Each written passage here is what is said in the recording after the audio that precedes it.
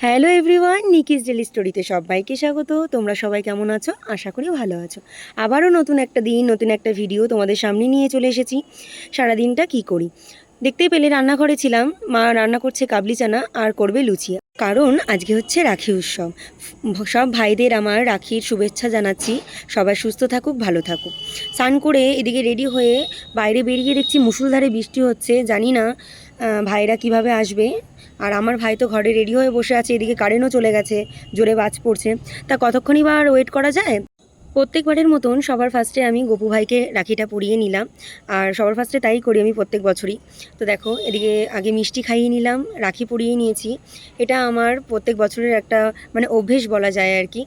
এদিকে বৃষ্টি কমে গিয়েছে আর সব ভাইয়েরা চলে এসেছে। তো এবার আমাকে যেতে হবে ভাইদেরকে রাখি পরাতে। দেখো, সব রেডি করে নিয়ে আমি একেবারে বসে গিয়েছি। আগে সবার ফার্স্টে আমি আমার নিজের ভাইকে রাখিটা পরিয়ে নেব। ওদিকে রাখি পরিয়ে আমি মিষ্টি খাইয়ে দিচ্ছি। এবার মিষ্টি খেতে একদম ভালোবাসে না, তাও জোর জবরদস্তি আর কি, আজকের দিনে খেতেই হবে। এটা হচ্ছে আমার আরেকটা সৌভিক ভাই, ভীষণ কাছেরও আর ভীষণ ও খুব ভালো।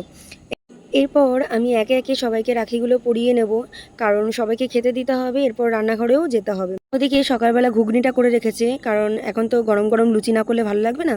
তাই মায়ের হাতে হাতে একটু গরম গরম লুচি করে নেব। সেটাই আগে বেলে নিচ্ছি। আগে সব কিছু বেলে নিয়ে তারপরে একে একে সবটা ভেজে নেব। তো দেখো, লুচিগুলো ভেজে নিচ্ছি, শাড়ি ছাড়ার আর টাইম পেলাম না। দেখো, সমস্ত কিছু একেবারে রেডি করে নিয়েছি, লুচিগুলোও ভেজে রেখেছি, সবাইকে খেতে দিয়ে দিয়েছি। এদিকে আমার খাবারটাও আমি বেড়ে নিয়েছি, কারণ অনেকটা বেলা হয়ে গেছে। এরপর দুপুরের খাবারও একটা আয়োজন আছে। তো সেই ক্ষেত্রে সকালে খাবারটা তাড়াতাড়ি করে খেয়ে নিলাম। খেয়ে একটু রেস্ট নিয়ে গল্প করছিলাম। দিয়ে দেখো, ভাই নিয়ে এসছে বিরিয়ানি, মাটন বিরিয়ানি। আমাদের এখানে বিরিয়ানি প্লাজার বিরিয়ানি ভীষণই ভালো লাগে। তো সেই ক্ষেত্রে ভাই সেখান থেকেই বিরিয়ানি নিয়ে এসছে। আমি আর সুস্মিতা এখানে বিরিয়ানিটা খেয়ে নিচ্ছি। এদিকে ভাইকেও বলে নিচ্ছিলাম যে খেয়ে নে।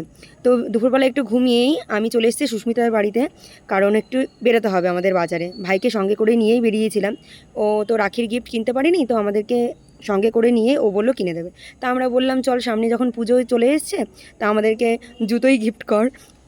গিফট বলতে আমরা চেয়ে নিয়েছি, মানে আমাকে বলেছিল যে তোর যেটা ইচ্ছা হয় সেটাই নিবি। তো আমরা বললাম ঠিক আছে চলো, জুতো কিনে ঠিনে এদিকে আমরা একটুখানি বেরিয়ে ফুচকা খেয়ে নিলাম। ফুচকাও খেয়েছি। এদিকে দই ফুচকাটা বানাচ্ছে, দেখে কার কার লোভ লাগছে অবশ্যই তোমরা কমেন্ট করে জানাবে।